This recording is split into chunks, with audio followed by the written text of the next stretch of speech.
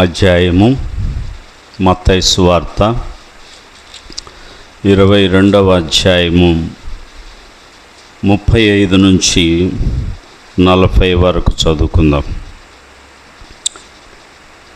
వారిలో ఒక ధర్మశాస్త్రోపదేశకుడు ఆయనను శోధించుచు, బోధకుడా, ధర్మశాస్త్రములో ముఖ్యమైన ఆజ్ఞ ఏదని అడిగెను. అందుకు ఆయన, నీ పూర్ణ హృదయముతోనూ, నీ పూర్ణ ఆత్మతోనూ, నీ పూర్ణ మనస్సుతోనూ నీ దేవుడైన ప్రభువును ప్రేమింపవలననున్నదియే. ఇది ముఖ్యమైనదియు మొదటిదియునై ఆజ్ఞ. నిన్ను వలె నీ పొరుగువాని ప్రేమింపవలననున్నది రెండవ ఆజ్ఞయు దాని వంటిదే. ఈ రెండు ఆజ్ఞలు ధర్మశాస్త్రం అంతటికి ప్రవక్తలకును ఆధారమై ఉన్నది అని అతనితో చెప్పెను. చిన్న ప్రార్థన. మహాతండ్రి, ప్రేమ కలిగిన ప్రభువా, చదవబడిన ఈ లేఖన భాగములను బట్టి నీకు స్తోత్రాలు. గొప్ప ప్రభువా, కనికరించండి, కృప చూపండి, సహాయం చేయండి.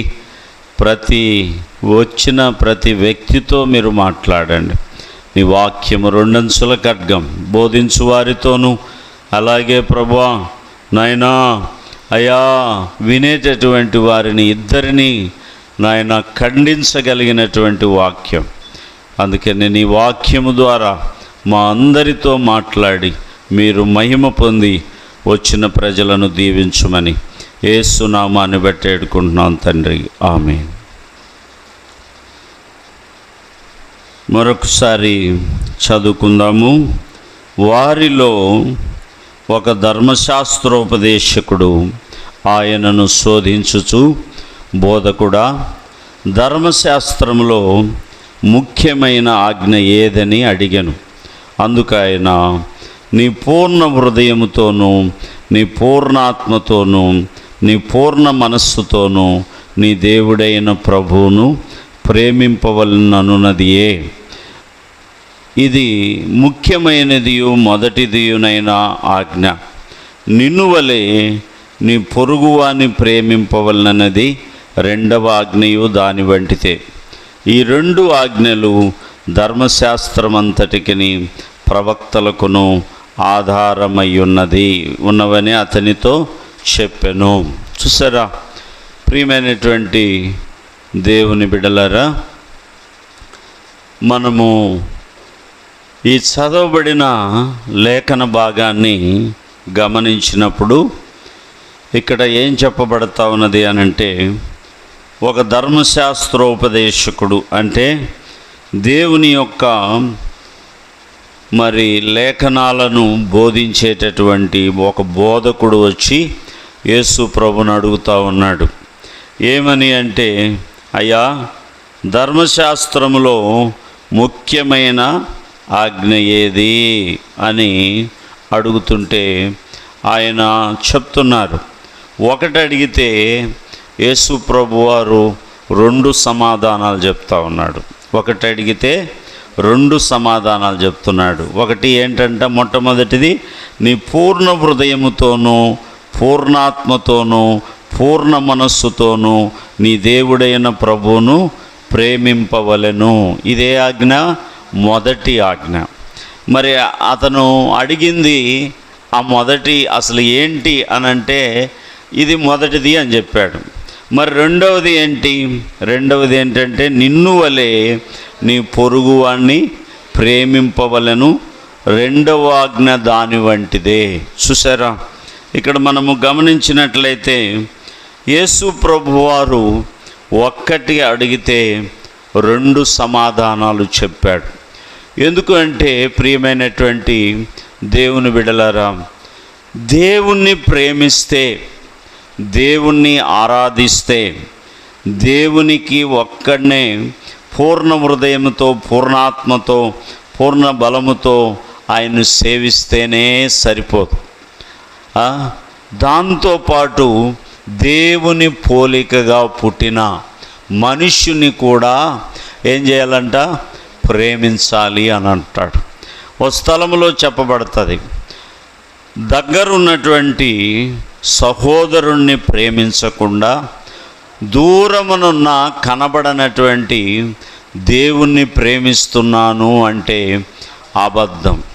చూడండి, అందుకనే ఈ మన దేశంలో చూస్తే, మన దేశంలో గమనించినట్లయితే బ్రాహ్మణ సమాజం ఏం చేసింది అనంటే ప్రజలను విడగొట్టేసింది. వారి వారి వృత్తులను బట్టి కులములుగా చీల్చివేసి కొందరు మాత్రమే ఈ దేవాలయాల్లోకి రావాలి, కొందరు మాత్రమే ఈ దేవాలయాల్లోకి రావాలి, అంటరాని వారు ఈ దేవాలయాల్లోకి రావటానికి వీల్లేదు అని. చూడండి, వాళ్ళు ఏం చేశారు, వాళ్ళు పెట్టుకున్న విగ్రహాలను వాళ్ళు సేవిస్తారు, కానీ వారి దేవుని పోలికలో ఉన్నటువంటి సాటి మానవుణ్ణి ప్రేమించరు. చూడండి, పాలిచ్చేటటువంటి ఆవునైనా ప్రేమిస్తారు, అవసరమైతే దాని పంచితాన్నైనా తాగుతారు, దాన్ని ఆరాధిస్తారు, కానీ చూడండి ఎవరిని ప్రేమించరు అనంటే సాటి మానవుణ్ణి, తన పోలికలో ఉన్నటువంటి మానవుణ్ణి, దేవుని పోలికలో ఉన్నటువంటి మానవుణ్ణి ప్రేమించరు. కానీ క్రైస్తవ్యము ఎప్పుడు కూడా చూడండి దేవుణ్ణి ఆరాధించాలి. ఎలా? పూర్ణ హృదయముతో, పూర్ణాత్మతో, పూర్ణ బలముతో ఆయన్ను సేవించాలి, ఆరాధించాలి. అట్ ద సేమ్ టైం నిన్ను వలె నీ పొరుగు వారిని ప్రేమించాలి అని చెప్తా ఉన్నది బైబిల్. ప్రియమైనటువంటి దేవుని బిడ్డలారా, చూడండి, అందుకని చాలామంది చెప్తారు, ఏముంది మాలో భారతదేశంలో ముఖ్యంగా దేవుడు అంటే చాలా ప్రేమ. వాళ్ళకు దేవుడు ఎవరో తెలియదు, కానీ దేవుడు ఎవరో తెలియక చెట్లను ఆరాధిస్తారు, ప్రాకెడు పురుగులను ఆరాధిస్తారు, చతుష్పాద జంతువులు అనగా 4 కాళ్ళతో ఉన్నటువంటి వాటిని ఆరాధిస్తారు, పైన ఎగిరేటటువంటి పక్షులను ఆరాధిస్తారు, నీళ్ళల్లో ఉండేటటువంటి చేపలను ఆరాధిస్తారు. మనుషుల్లో కొందరిని వారు ఆరాధిస్తారు, కానీ చూడండి నిజదేవుణ్ణి వారు ఆరాధించరు. కానీ బైబిల్ ఏం చెప్తా ఉన్నదంటే మన దేవుణ్ణి పూర్ణ హృదయముతో, పూర్ణాత్మతో, పూర్ణ శక్తితో, పూర్ణ బలముతో మనము ఆరాధించాలంట. అలాగే దేవుణ్ణి చూడండి, మనము నిన్ను వలేని పొరుగువాణ్ణి ప్రేమించమని ప్రభు చెప్తా ఉన్నాడు, బైబిల్ చెప్తా ఉన్నది. చూడండి, అందుకనే కదా ఆయన ఈ లోకానికి నరావతారిగా రావటానికి కారణం ఏంటి? ఆయన ప్రేమ. చూడండి, ఆయన ప్రేమ లేకపోతే మనుషులను నేను సృష్టించాను, వాళ్ళు తప్పిపోయారు, పాపం చేశారు, వాళ్ళు నరకానికి వెళ్ళిపోతూ ఉన్నారు, వాళ్ళ మానాన వాళ్ళను విడిచిపెట్టేస్తాను, వీళ్ళ ఆజ్ఞను అతిక్రమించారు అని దేవుడు విడిచిపెట్టల. అందుకనే ఆయన మనలను ప్రేమించి తన్ను తాను తగ్గించుకొని రిక్తునిగా చేసుకొని ఆయన శిలువ మరణమగునంతగా తన్ను తాను తగ్గించుకొని మన కొరకు ఈ లోకానికి నరావతారిగా వచ్చి 33.5 సంవత్సరం జీవించి మన కొరకు ప్రాణం పెట్టి రక్తము కార్చి మన కొరకు రక్షణ అనేటటువంటి విమోచన క్రయధనమును మన కొరకు చెల్లించి రక్షణ తీసుకుని వచ్చాడు. చూడండి ప్రియ దేవుని సంగమ, మనము గమనించినట్లయితే అందుకనే దేవుడే మనలను ప్రేమించి తన సింహాసనాన్ని విడిచిపెట్టి ఈ లోకానికి తన్ను తాను తగ్గించుకొని ఈ లోకానికి ఆయన వచ్చాడు. ఇందులో ప్రేమ ఉన్నది. ఇందులో ఏమున్నది? ప్రేమ ఉన్నది. అంటే అందుకనే మనము దేవుణ్ణి ప్రేమిస్తే సరిపోయిద్దా? దేవుణ్ణే ప్రేమించి, దేవుణ్ణే ఆరాధించి, దేవునికే కృతజ్ఞతాస్తుతులు చెల్లించి, తోడున్నటువంటి మన తోటి వారిని మనము వారిని ప్రేమించకుండా ఉంటే అది అబద్ధము అని దేవుని వాక్యం సెలవిస్తుంది. అందుకనే ఈ యొక్క ధర్మశాస్త్రోపదేశకుడికి యేసు ప్రభువారు ఒక్కటి సమాధానం అడిగితే 2 జవాబులు చెప్తా ఉన్నాడు. ఒక్క ప్రశ్నకి 2 జవాబులు చెప్తా ఉన్నాడు. దేవుని ప్రేమించటమే కాదు బాబు, మనిషిని కూడా ప్రేమించాలి అని చెప్తా ఉన్నాడు. చూడండి, యాకోబు పత్రిక మనము గమనించినట్లయితే, యాకోబు పత్రిక హెబ్రీ పత్రిక తర్వాత ఉంటుంది. యాకోబు పత్రిక 1వ అధ్యాయములో 27వ వచనాన్ని ఒకసారి చూడండి. తండ్రి అయిన దేవుని ఎదుట పవిత్రమును నిష్కలంకమునైన భక్తి ఏదనగా, దిక్కులేని పిల్లలను, విధవరాండ్రను వారి ఇబ్బందులలో పరామర్శించుటయు, ఇహలోక మాలిన్యము తనకంటకుండా తన్ను తాను కాపాడుకొనుటయునే. చూసారా? చూడండి, ఇక్కడ కూడా ఏం చెప్పబడతా ఉన్నది, అసలు భక్తి అంటే ఏమిటి అనేటటువంటిది ఇక్కడ యాకోబు ఏం వివరిస్తూ ఉన్నాడంటే, తండ్రి అయిన దేవుని ఎదుట పవిత్రమును నిష్కలంకమును భక్తి ఏదనగా, దిక్కులేని పిల్లలను, విధవరాండ్రను వారి ఇబ్బందులలో పరామర్శించుటయు అని అన్నాడు. చూసారా, ఇదేమిటి? చారిటీ. చూడండి, విధవరాండ్రను ఆదరించటము, తండ్రి లేని వారిని ఆదరించటము, అలాగే బీదలకు సహాయం చేయటము, దిక్కులేని పిల్లలను చేర్చుకోవటము. మరి ఇంతటితో భక్తి ఉంటుందా? కింద ఏమన్నాడు చూడండి, బైబిల్ ఎప్పుడు కూడా రెండు ఉంటేనే ఇక్కడ ఏం చెప్తా ఉన్నాడు, దాంతోపాటు ఇహలోక మాలిన్యము తనకంటకుండా తన్ను తాను కాపాడుకొనుటయునే. చూసారా? ప్రియమైనటువంటి దేవుని బిడ్డలారా, దేవుని యొక్క వాక్యం మనతో మాట్లాడుతూ ఉన్నది. భక్తి అంటే ఏంటంట? ఈ దాన ధర్మం. చూడండి, చాలామంది మనము గమనించినట్లయితే అనేక మంది ఏం చేస్తారు అని అంటే దాన ధర్మాలు చేస్తారు. విడో సెంటర్స్ ఉంటాయి కొన్ని, విధవరాండ్రకు లేకపోతే దిక్కులేనటువంటి వారికి కొంతమంది హెల్ప్ చేస్తారు.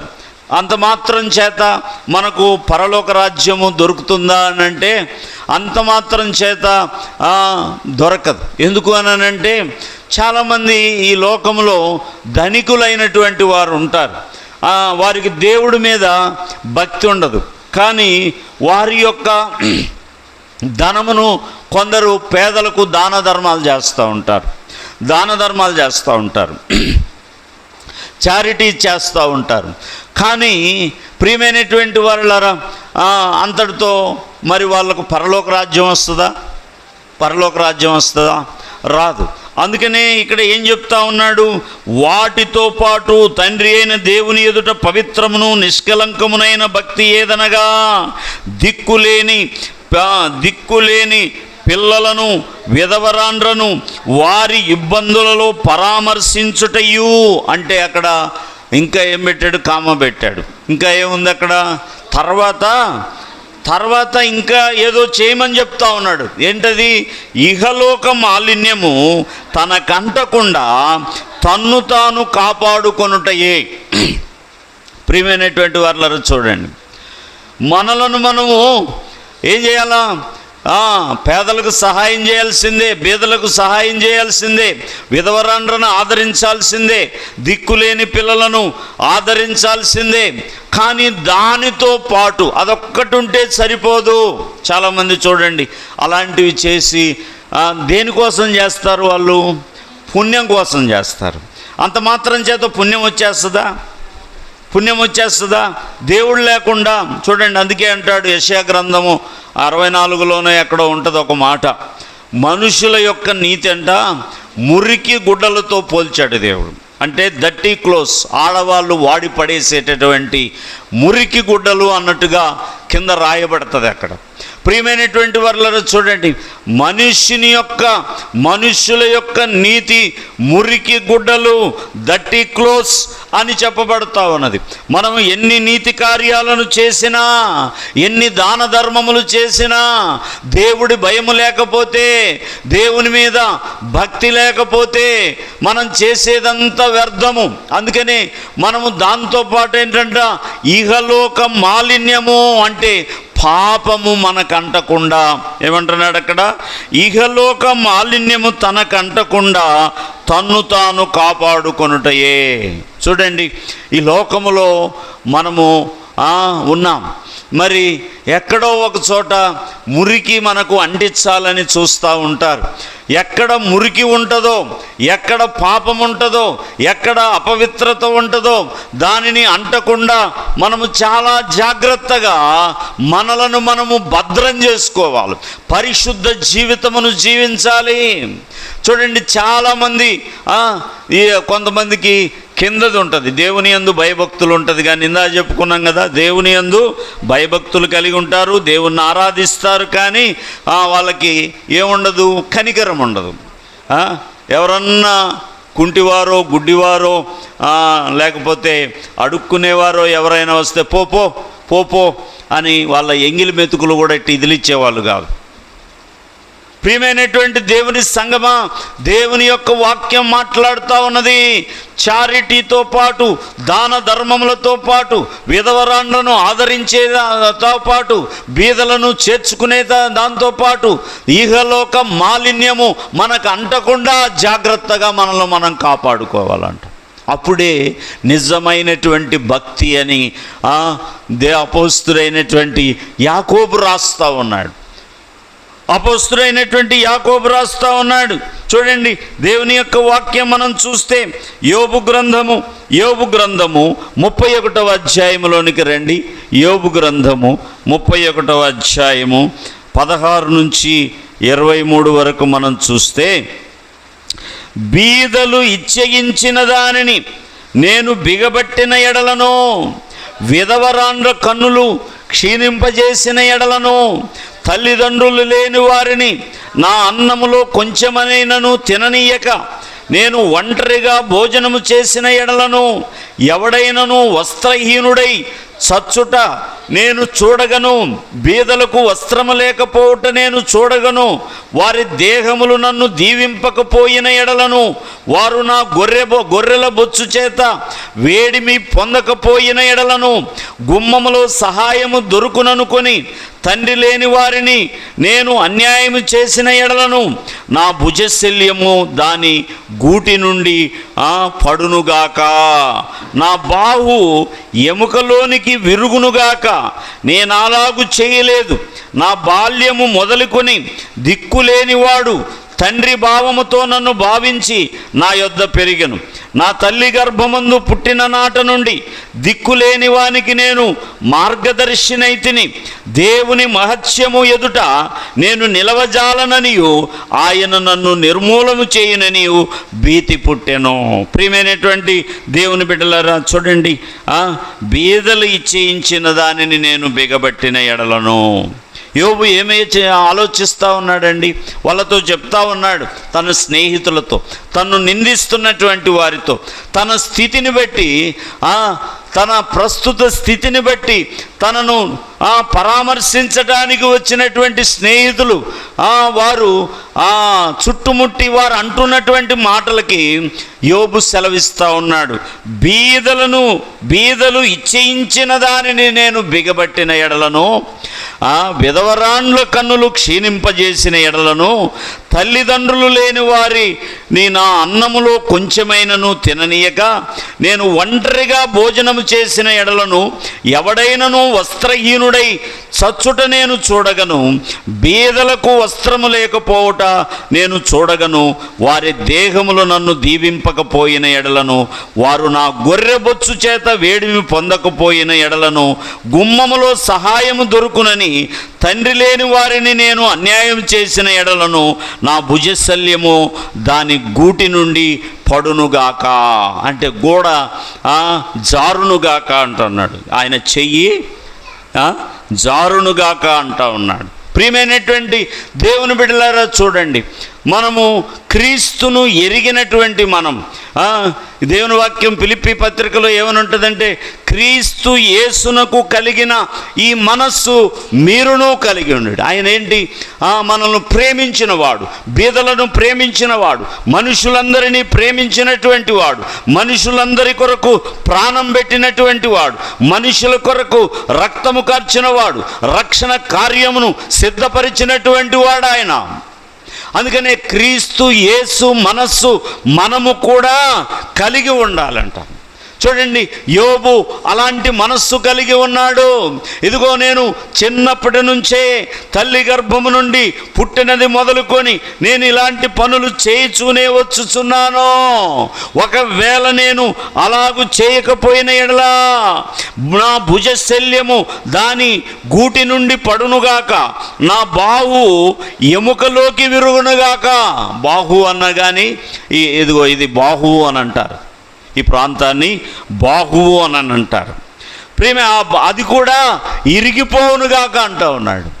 ప్రియమైనటువంటి దేవుని బిడ్డలారా, చూడండి, మనం తిన్నామా? మన కడుపు నిండిందా? మన కడుపు నిండిందా? చూడండి, మనము సుమారు 9 సంవత్సరాలు పేదలకు భోజనం సిద్ధపరిచి ప్రతి గురువారం పంచేవారు. దేవుని కృపను బట్టి నిన్న శుక్రవారం మరలా దాన్ని మా ఇంటి దగ్గర స్టార్ట్ చేసి పిల్లలు వెళ్ళి పంచొచ్చారు. అది ఆగకుండా ప్రార్థన చేయండి.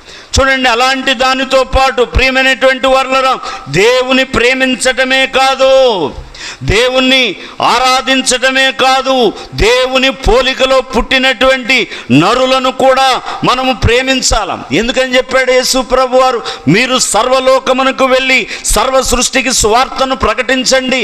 ఎవడు నమ్మి బాప్తిసం పొందుతాడో వాడు రక్షింపబడతాడు, నమ్మనటువంటి వానికి శిక్ష విధింపబడుతుందని ఎందుకని చెప్పాడండి? ఏది ఇశ్రాయేలు దేశానికి పరిమితం చేస్తే పోలేదా? ఆయనను ప్రేమించిన వారికి పరిమితం చేస్తే పోలేదా? భూదిగంతముల నివాసులారా, నా వైపు తిరిగి రక్షణ పొందండి, నేనే దేవుడను, ఏ దేవుడు లేడని ఆయన చెప్తా ఉన్నాడు. ఆ మాట మనము సకల ప్రజలకు చేరవేయాలి. ఆ మాట సకల ప్రజలకు చేరవేయాలా? ప్రియమైనటువంటి వారులారా, దేవుడు లోకమంతటిని ప్రేమిస్తున్నాడు. దేవుడు లోకమంతటిని ప్రేమిస్తా ఉన్నాడు. యేసుక్రీస్తు కొందరికి ప్రభువు కాదు, ఆయన అందరికీ ప్రభు. ప్రియమైనటువంటి దేవుని సంగమా, దేవుని యొక్క వాక్యం మాట్లాడతాం. మనం కూడా ఏం చేయాలా? ఏమనుంది దేవుని యొక్క వాక్యం? శక్యమైతే మనుషులందరితో సమాధానంగా ఉండుడి. మనము వద్దనుకున్నా గొడవ పెట్టుకునేవారు ఉంటే మనం ఏం చేయలేం. కొంతమందికి అవి లేకపోతే వాళ్ళకి నిద్ర పట్టదు, గొడవలు లేకపోతే వాళ్ళకి నిద్ర పట్టదు. నేను ఉండలేని ఇలాంటి స్థలంలో అంటారు. వాళ్ళకి ఎప్పుడు ఏముండాలా? గొడవలు ఉండాలా, గొడవలు ఉండాలా. ప్రియమైనటువంటి వారులారా, చూడండి, దేవుని యొక్క వాక్యం మనతో మాట్లాడుతూ ఉన్నది.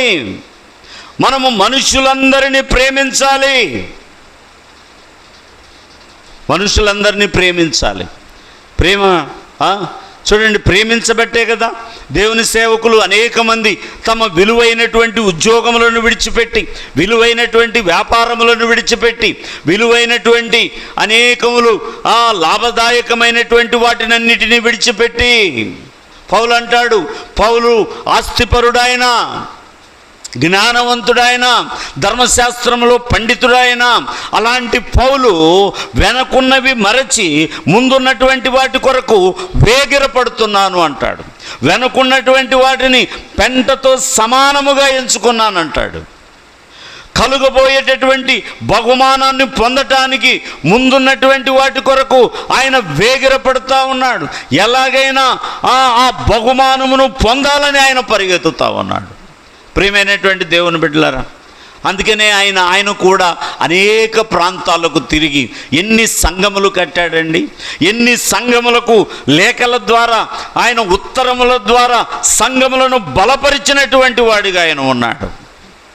ఈ దినములలో సేవకులు చూడండి, మొన్న మేము కారు మంచి వెళ్ళొస్తూ ఉంటే యాక్సిడెంట్ అయింది, దెబ్బలు తగిలినాయి నాకు.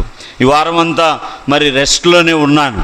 మరి దేవుని కృపను ఏమి రెస్ట్ తీసుకోవచ్చుగా, మరలా అటు పోయాం కాబట్టి మాకు ఇలా జరిగింది, ఇంకా మేము ఆ ఊరు వెళ్ళాం అని అన్నారా? ప్రియమైనటువంటి వారులారా, చూడండి, మనము ఏం చేయాలి? క్రీస్తు యేసునకు కలిగిన మనస్సు మనము కలిగి ఉండాలి. ప్రియమైనటువంటి వారులారా, చూడండి, అందుకని యోబు అలాంటి మనస్సు కలిగి ఉన్నాడు. అలాంటి మనస్సు కలిగి ఉన్నాడు. అదే కదా యోబు గ్రంథంలో 31వ అధ్యాయంలో ఆ చివరి మాటల్లో ఏముంటుంది చూడండి, 22, నేను అలాగు చేయలేదు, నా బాల్యము మొదలుకొని దిక్కులేనివాడు తండ్రి భావముతో నన్ను భావించి నా యొద్ద పెరిగెను. నా తల్లి గర్భమందు పుట్టిన నాట నుండి దిక్కులేని వానికి నేను మార్గదర్శినైతిని.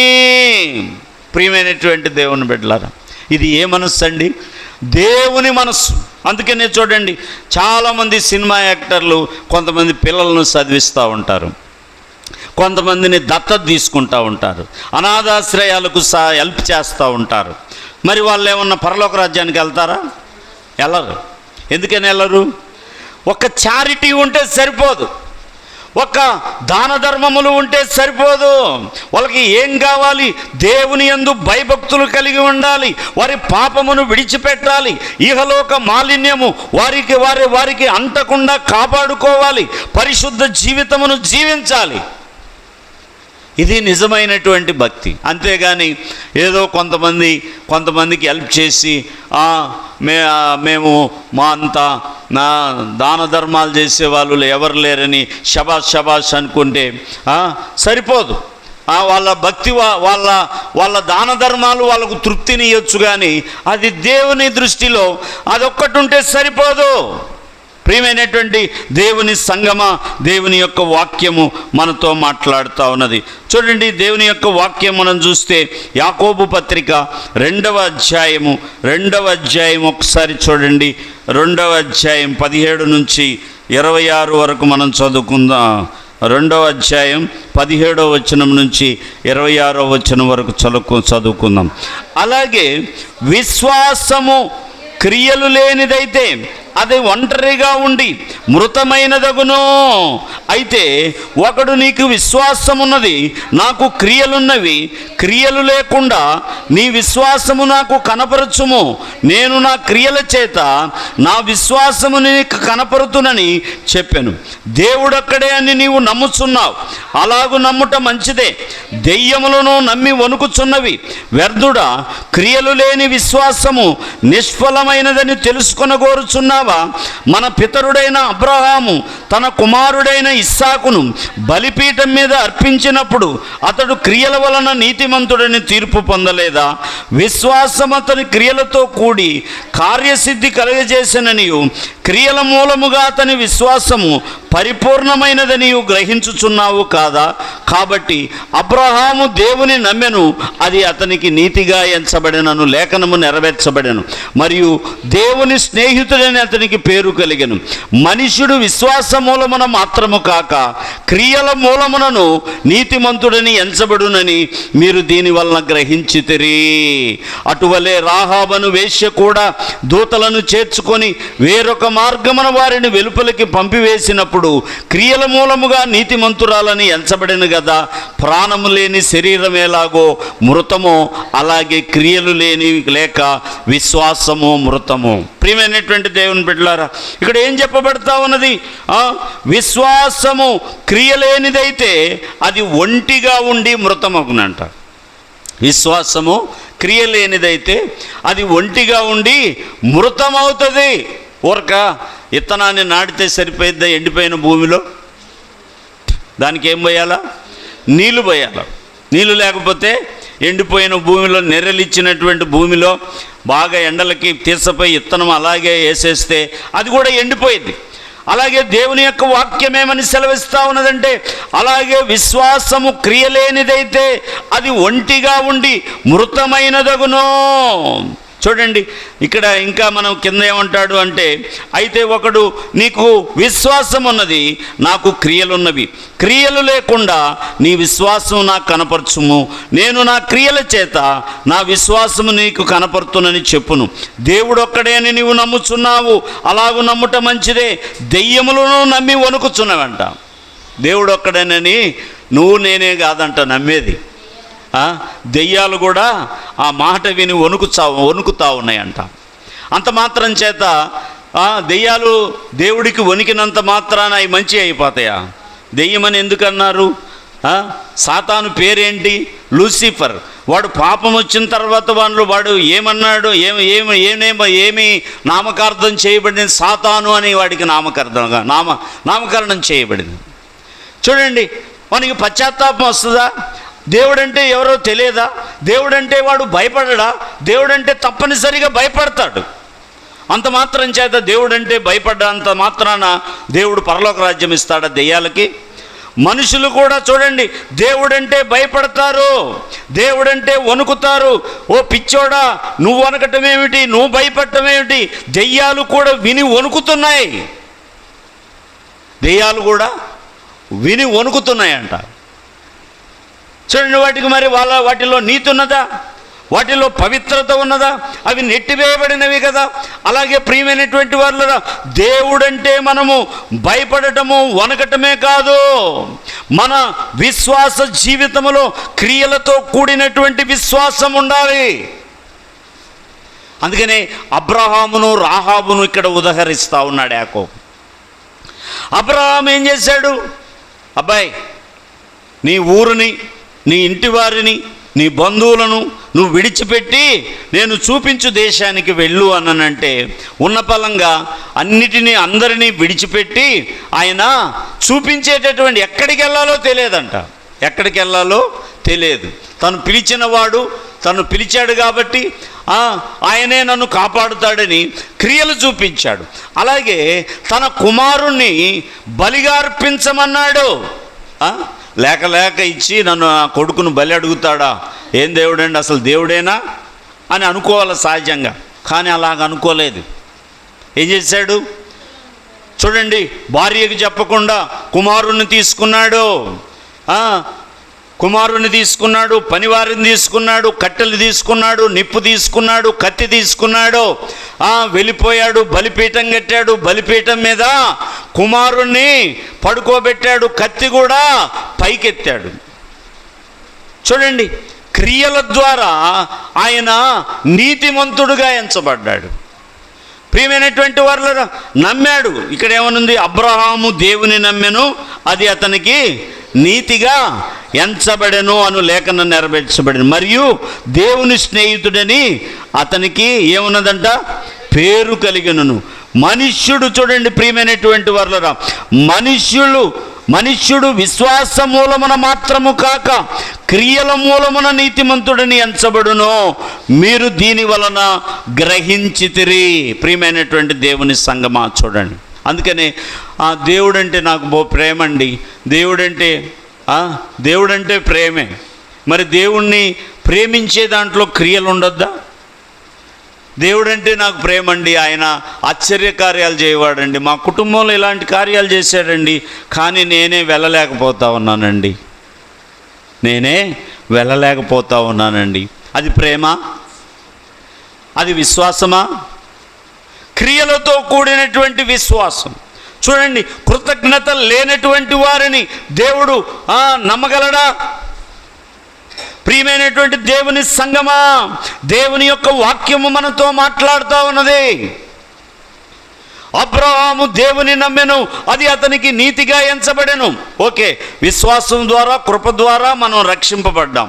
నీతి క్రియల ద్వారా రక్షింపబడలేదు, విశ్వాసం ద్వారానే. కానీ రక్షింపబడిన తర్వాత మనలో ఏముండాలా? క్రియలు ఉండాలా. యేసుక్రీస్తును కలిగిన మనస్సు మనము కూడా కలిగి ఉండాలి. యేసు ప్రభు మనుషులందరినీ ఏ రీతిగా ప్రేమిస్తూ ఉన్నాడో మనం కూడా అదే రీతిగా ప్రేమించాలి. చూడండి, ఈ రాహాబు అనే వేశ్య చూడండి, వేగుల వారిని చేర్చుకొని వారిని దాచిపెట్టి వాళ్ళను బుట్టలో నుంచి కిందకు దించేసి వారిని పంపుట ద్వారా, చూడండి, వాళ్ళని చేర్చుకునట ద్వారా, వారిని తప్పించుట ద్వారా ఆమె విశ్వాసురాలుగా ఎంచబడింది. ఆమె వృత్తి ఏందండి? వేశ్యావృత్తి. ఆమె వృత్తి వేశ్యావృత్తి. అసహ్యకరమైనటువంటి జీవితం. ప్రతిదినము అనేక మంది విటులను ఆహ్వానించేటటువంటి జీవితం.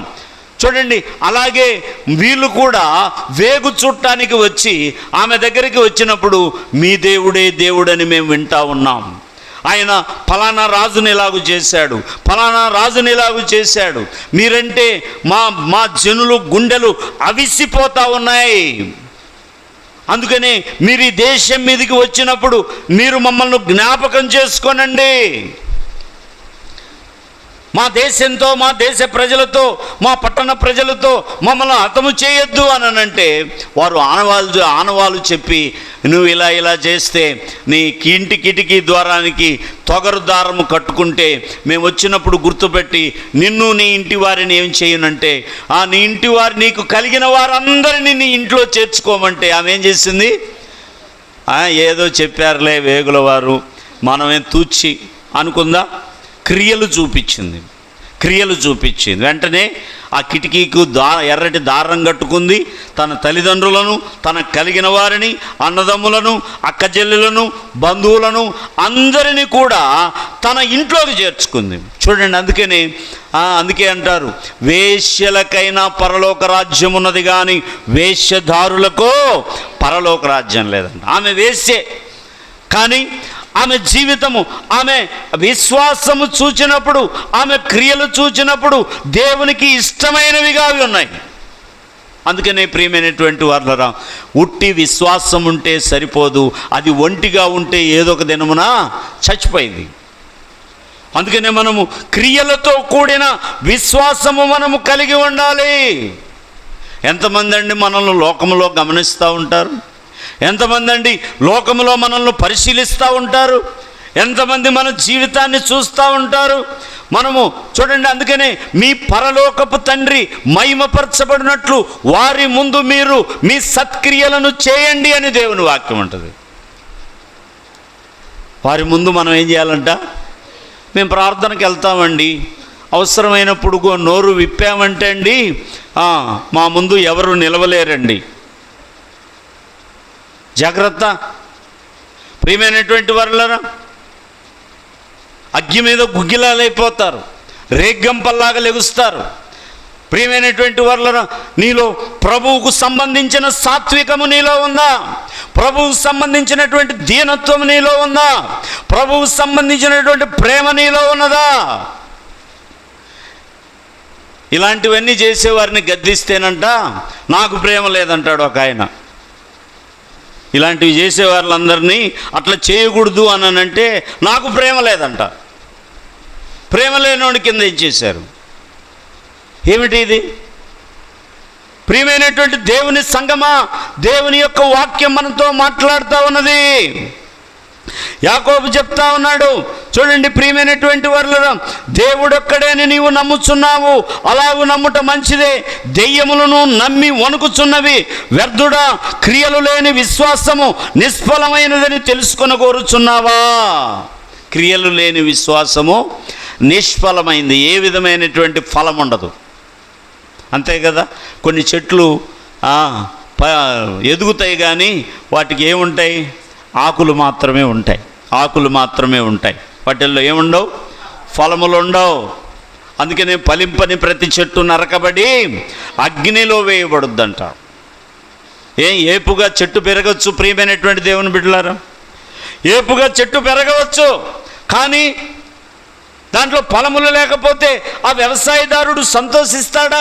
నిన్ను ఈ లోకములోనికి పంపినటువంటి యేసు ప్రభు, నీ కొరకు ప్రాణం పెట్టినటువంటి యేసు ప్రభు, నీ కొరకు రక్తము కార్చినటువంటి యేసు ప్రభు, తన స్వరక్తమిచ్చి నిన్ను కొన్నటువంటి యేసు ప్రభు, నీలో నుంచి ఆత్మఫలములు లేకపోతే, నీలో నుంచి ఆత్మఫలములు లేకపోతే నువ్వు వ్యర్థుడివే, నువ్వు వ్యర్థుడివే, వ్యర్థురాలువే. చూడండి ప్రియమైనటువంటి వారులారా, దేవుని రాకడ సమీపిస్తున్నా కానీ అనేక మంది వ్యర్థులుగా మారిపోతూ ఉన్నారు. ఫలములు లేని నిష్ప్రయోజకులుగా మారుతున్నారు. నిర్జలమైనటువంటి మేఘాలు కనపడతా ఉంటాయి, కానీ వర్షము ఏం రావు, దాంట్లో ఏమి లేదు, మేఘాల్లో నీళ్లు లేవు. ఇంకో చోట అంటాడు నీళ్లు లేని అభావులు, నీళ్లు లేని అభావులు. ఏంటి అభావులు? ఎండిపోయినటువంటి బావులు. అబ్రహాము తవ్వించినటువంటి బావుల్ని చూడండి, శత్రువులు ఏం చేశారు? ఫిలిస్తీయులు దుమ్ము ధూళి రాళ్ళు మట్టి అన్ని పోసి పూడ్చేశారు. తర్వాత ఇస్సాకు వచ్చి వాటిని మరలా తవ్వించాడు. ప్రియమైనటువంటి దేవుని బిడ్డలారా, ఎంతమంది రక్షణ పొంది ఫలములు లేని, జలములు లేని వారిగా ఉంటున్నారేమో, అభావులుగా ఉంటున్నారేమో, అనేకమైనటువంటి చెత్త వేసుకొని పూడ్చివేయబడినటువంటి స్థితిలో ఉన్నారేమో. ఏమండి, నువ్వు పూడ్చివేయబడినటువంటి బావిగా ఉంటే ఎవరన్నా వస్తారండి ఆ బావి దగ్గరికి? ఎవరి దాహమైనా తీర్చగలదా ఆ బావి? ఎవరి దాహమైనా తీర్చగలదా? అందుకనే నీ బావిలో ఉన్నటువంటి చెత్తను తోడేసుకో, నీ బావిలో ఉన్నటువంటి పూడికను తీసివేసుకో. మరలా నీలో నుంచి జీవజలములు ఊరేడి ఊటగా నువ్వు మారిపోవాలి. అభావులుగా ఉంటే ఎవరు నీ దగ్గరికి రావు, నువ్వే ఎండిపోతావు, నీవే నిష్ఫలురాలు అయిపోతావు, ఏ విధంగా కూడా పనికి రాకుండా మారిపోతావు. ప్రియమైనటువంటి దేవుని సంగమా, దేవుని యొక్క వాక్యం మనతో మాట్లాడుతా ఉన్నది. క్రియలు లేని విశ్వాసము మృతము. అందుకనే చూడండి, మొట్టమొదటి నుంచి యేసు ప్రభువారు అందుకనే 2 ఉండాలంట, ఏదైనా 2 ఉండాలంట. చూడండి దేవుని యొక్క వాక్యం మనం చూస్తే లూకాసు సువార్త 10వ అధ్యాయంలోనికి రండి, పోదాం. లూకాసు వార్త 10వ అధ్యాయము ఒక్కసారి మనం చూస్తే 25వ వచనము నుంచి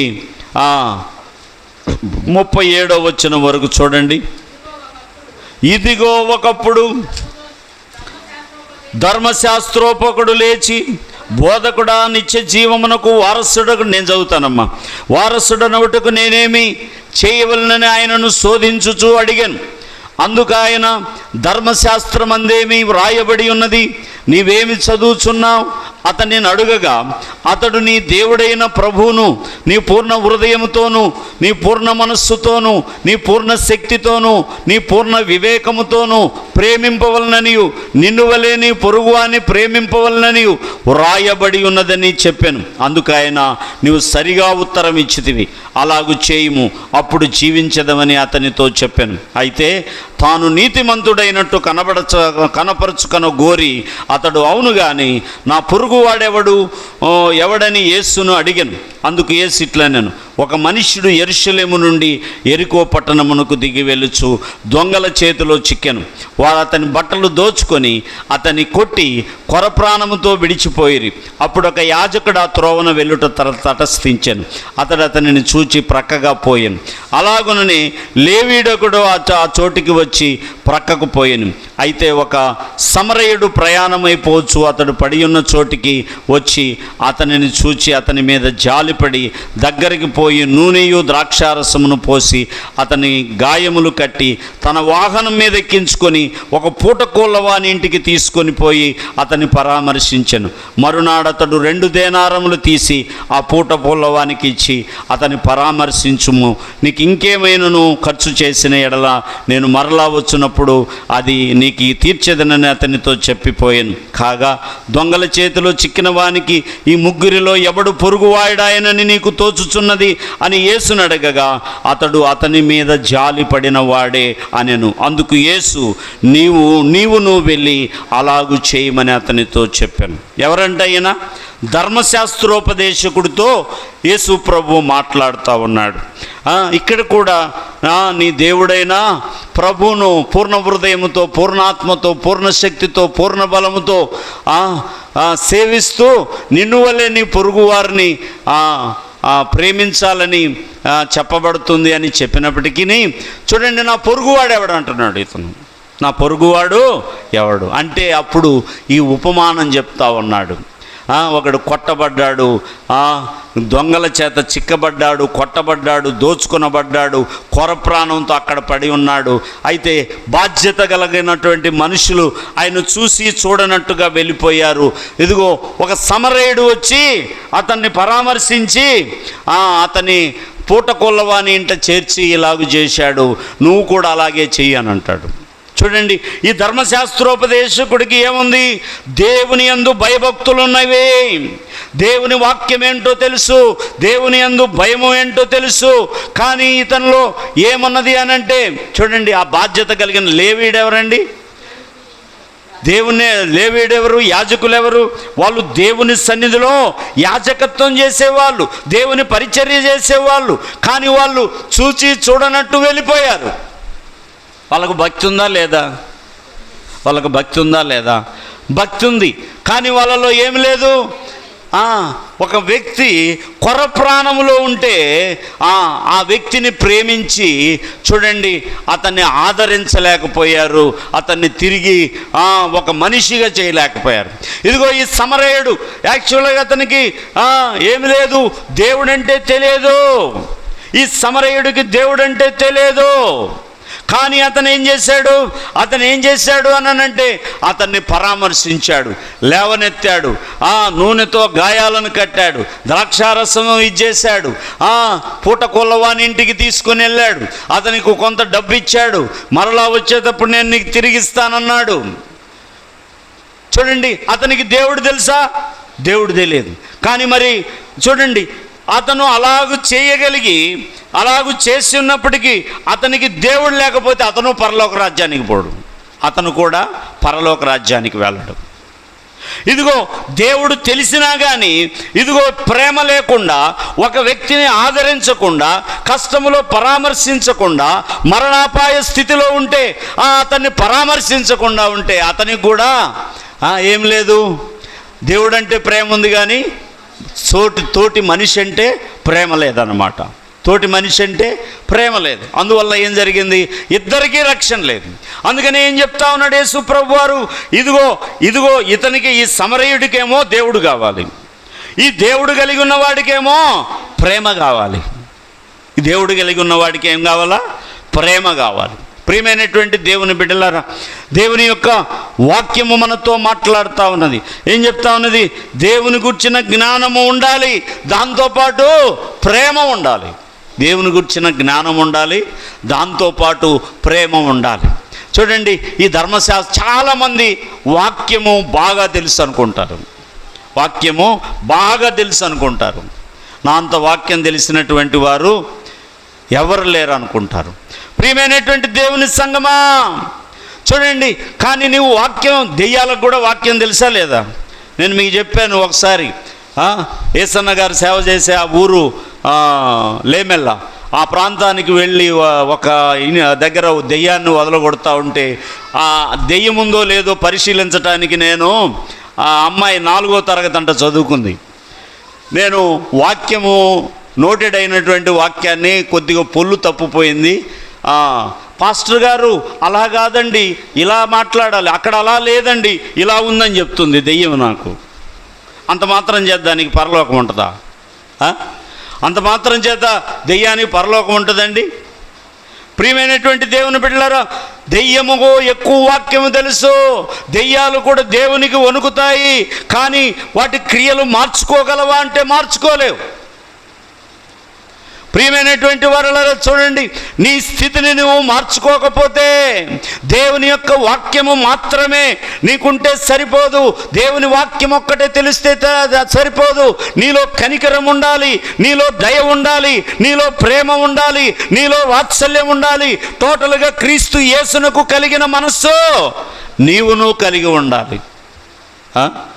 క్రీస్తు యేసునకు కలిగిన మనస్సు నీకును ఉండాలి. మధ్యలో వెళ్ళొస్తే వాక్యం అర్థం కాదు. అర్థమైందా? వాక్యం శ్రద్ధగా వినాలా. ప్రియమైనటువంటి దేవుని బిడ్డలారా, చూడండి, క్రీస్తు యేసునకు కలిగిన ఈ మనస్సు నీవును కలిగి ఉండాలి. నీవును నేనును మనమందరం కూడా కలిగి ఉండాలి. ఏమండి, కనికరం లేకపోతే ఎలా అండి? యేసుక్రీస్తును బోధించేటటువంటి నేను కనికరం లేకపోతే, యేసుక్రీస్తును బోధించే నేను ప్రేమ లేకపోతే, అలా అని వాక్య విరోధంగా చేసిన వారిని ప్రేమించమని కాదండి అక్కడ. దెయ్యాల బోధన అనుసరించి జీవించే వారిని ప్రేమించమని కాదు. గద్దిస్తే ప్రేమ లేదంట, గద్దిస్తే ప్రేమ లేదంట. ఇది ఒక కొత్త బోధ.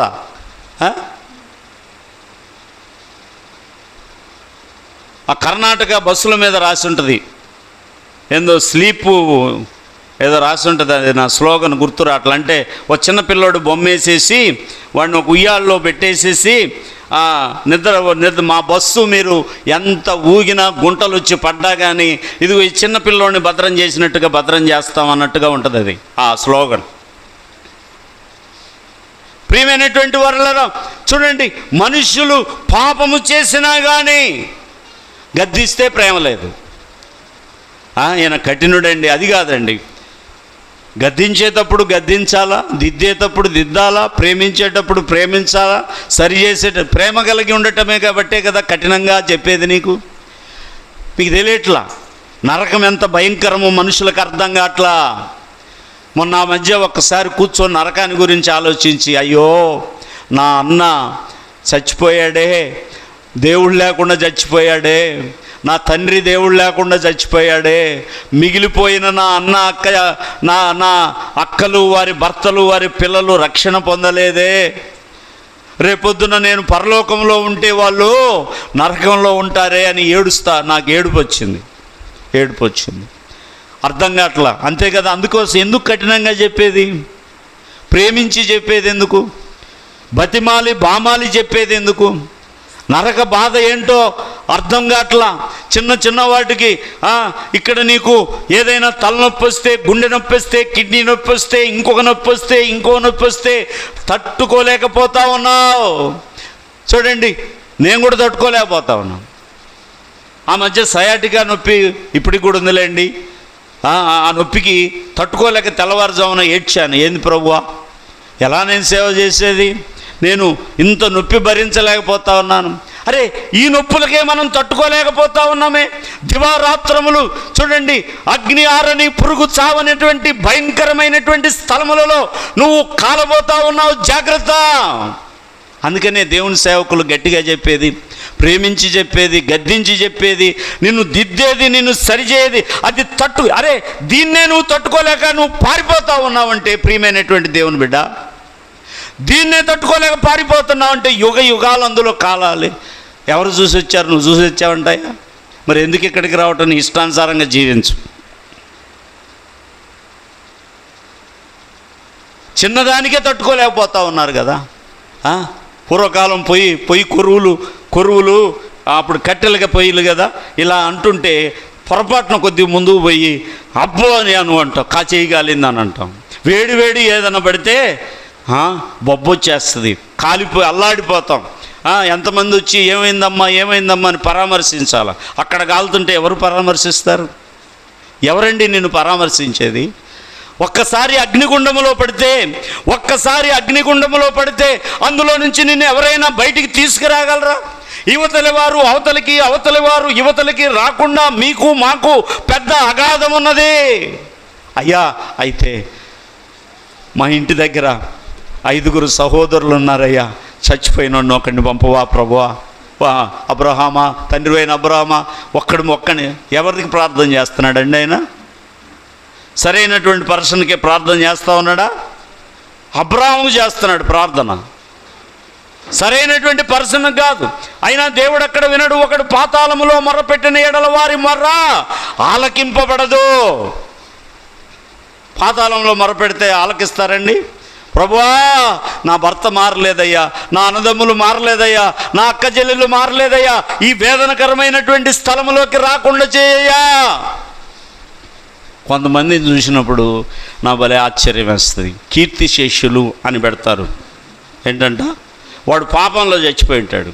ఏంటంటే కీర్తిశేషులు అంటే కీర్తిని గడించినటువంటి వారు, పేరు సంపాదించుకున్నటువంటి వాడు. ఇక్కడ వాడికి సంవత్సరాది రాగానే వాడికి నానాకమైనన్ని చేస్తూ ఉంటారు. ఏంటంటే శాంతి అంట. అలా చేయకపోతే ఏదైనా ఇది శాంతి చేస్తారంట. వాడేవాడ కాలుతుంటాడు, ఇక్కడ పోసే నీళ్ళు వాడికి చల్లారుస్తుంటుందా? జాగ్రత్త ప్రియమైనటువంటి వాళ్ళరా, అర్థం చేసుకోనండి. ఎందుకు నెత్తి నోరు కొట్టుకొని దేవుని సేవకులు మీకు దేవుని వాక్యమును ఉన్నట్టుగా బోధించేది దేనికి అనంటే అది భయంకరమైనటువంటి స్థలము. మొన్న ఒక పుస్తకం చదివాను. ఒక ఆయన చనిపోయి వెళ్ళిపోయాడు ఎక్కడికి, నరకానికి వెళ్ళిపోతే, నరకం అంటే అది నరకానికి ఇంకా ఎవరు పోలేదు, పాతాళం, చీకటి బిలం. అక్కడ గుహ గుండా వెళ్ళాను, అక్కడ కొన్ని శక్తులు బంధించబడినవి, వాటి అరుపులు కేకలు విన్నప్పుడు నేను తల్లడిల్లిపోయాను. మరలా ఇక్కడి నుంచి నేను బయటపడతానా అనుకున్నాను అని అక్కడ పరిస్థితులన్నీ వివరిస్తూ, దాహమయ్యేటటువంటి స్థితిని అంతా వివరిస్తూ ఆయనకున్నట్టుండి మెలకు వచ్చిందంట. నిజంగానే వెళ్ళిపోయాడంట. ఆయనకి ఎక్కడికి వెళ్ళాడు? పాతాళంలోనికి వెళ్ళిపోయాడంట. అందుకని ఆయన రాస్తా ఉన్నాడు, జాగ్రత్త, నువ్వు జీవించే కాలం జాగ్రత్తగా జీవించు, దేవుడు చూస్తున్నాడని జీవించు, భయం కలిగి జీవించు, భక్తి కలిగి జీవించు. ఒక్కసారి నీ దేహాన్ని ప్రాణం విడిచిపెట్టిందంటే అది ఇంకా నీ ఆధీనంలో ఉండదు. ఇక్కడే నీ ఆటలు జాగేది ఇక్కడే.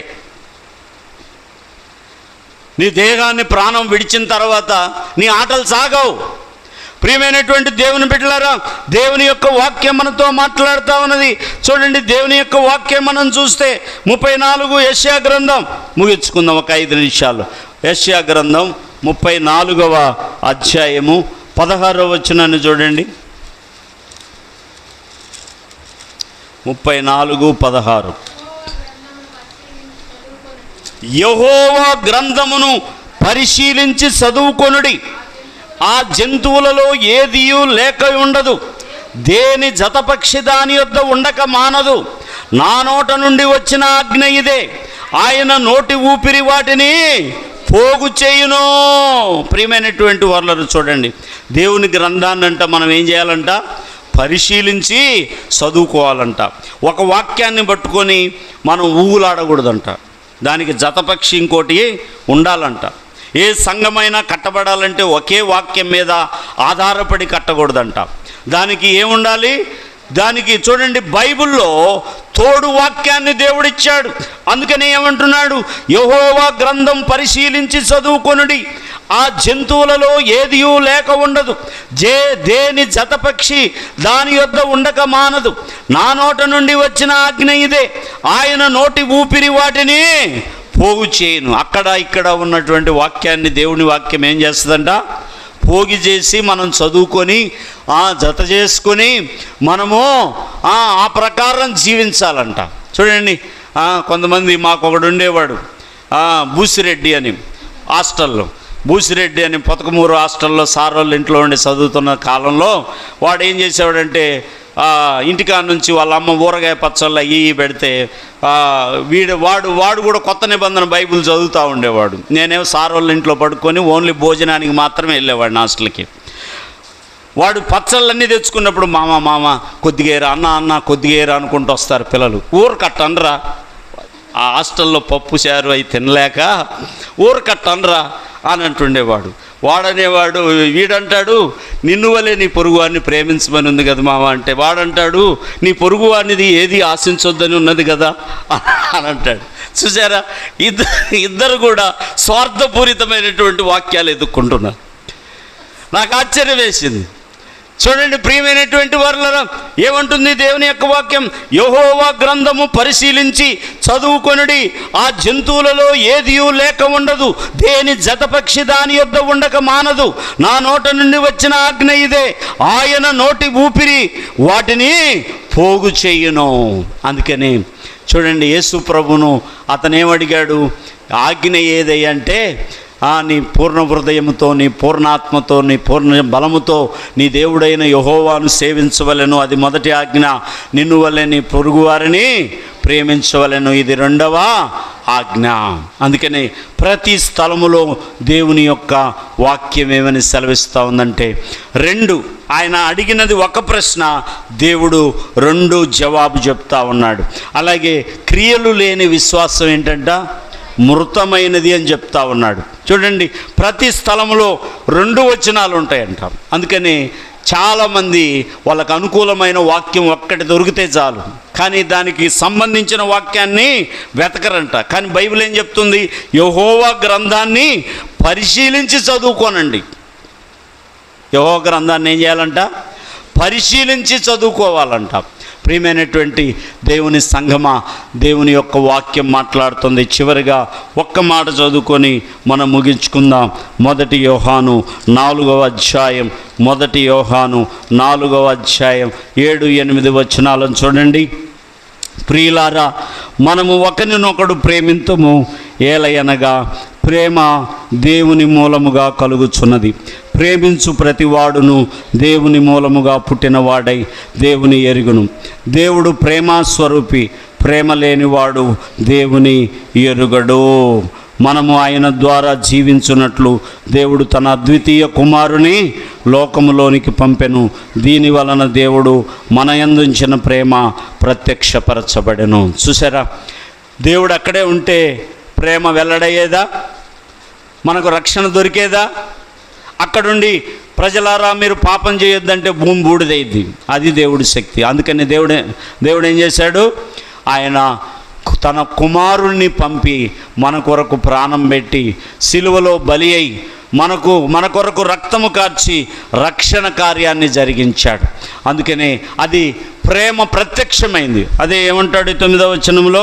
మనం ఆయన ద్వారా జీవించున్నట్లు దేవుడు తన అద్వితీయ కుమారుని లోకములోనికి పంపెను. దీనివలన దేవుడు మన యందుంచిన ప్రేమ ప్రత్యక్షపరచబడెను. చూడండి, మనము దేవుని ప్రేమించితమని కాదు, తానే మనలను ప్రేమించి మన పాపములకు ప్రాయశ్చిత్తమై ఉండుటకు తన కుమారుని పంపెను. ఇందులో ప్రేమ ఉన్నది. ప్రియ